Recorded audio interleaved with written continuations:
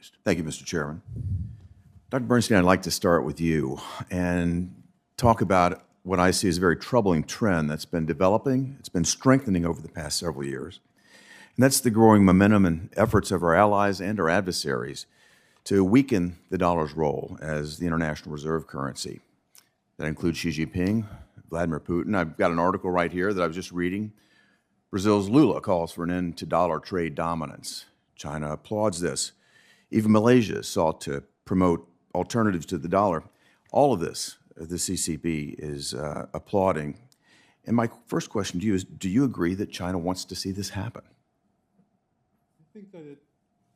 I think there's some evidence that it does.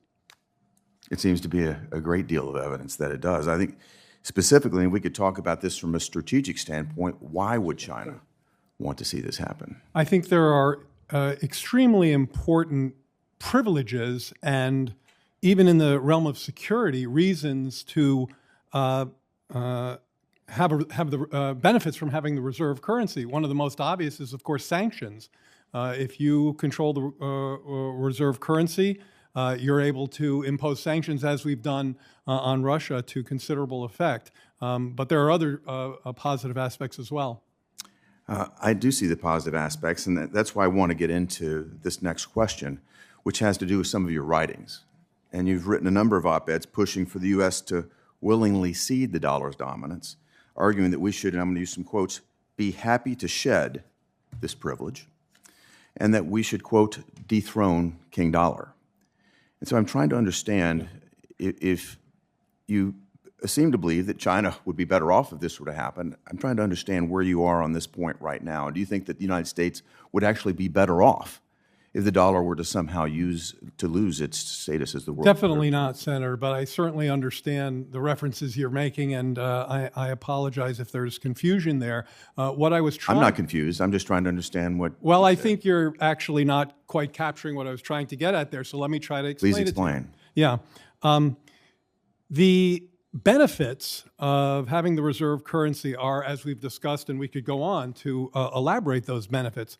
There are costs as well, particularly when other countries with whom we compete, China back in the 80s and 90s to some extent, but other countries as well, manage their currencies in order to have a trade advantage against us. Now, from this very dais recently, Senator Vance asked this question of Chair Powell, to the extent to which reserve currency status can strengthen the dollar and disadvantage our manufacturers. What I was trying to do in those writings was to explore both sides of the issues, the very solid benefits that I think you and I agree on, but also the costs, which I think we too often ignore, particularly to our manufacturers. I understand the issue of the cost, but in terms of the strength of the benefits and the strategic value, I certainly know where I stand. I'd like to know where you stand in terms of the weight of this. Where would you stand on balance, and where will the Biden administration be? So I share your view on the importance of the dollar as the dominant reserve currency. Perfect, because I think that's an incredibly important tool, particularly as we look at what China is threatening to do with respect to Taiwan. We look at the incredible debt that we piled up and the cost of interest that is, the interest rate cost, which at CBO is projected to actually be greater than our entire defense budget.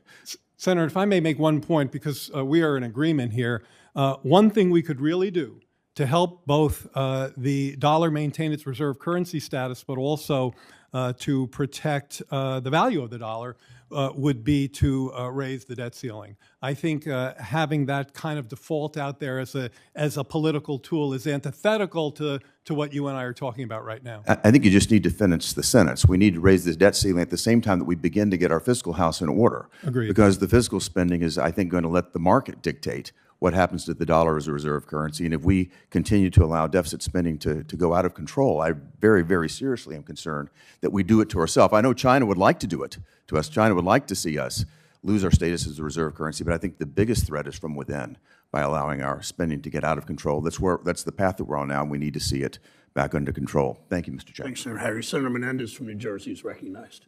Thank you, Mr. Chairman. Mr.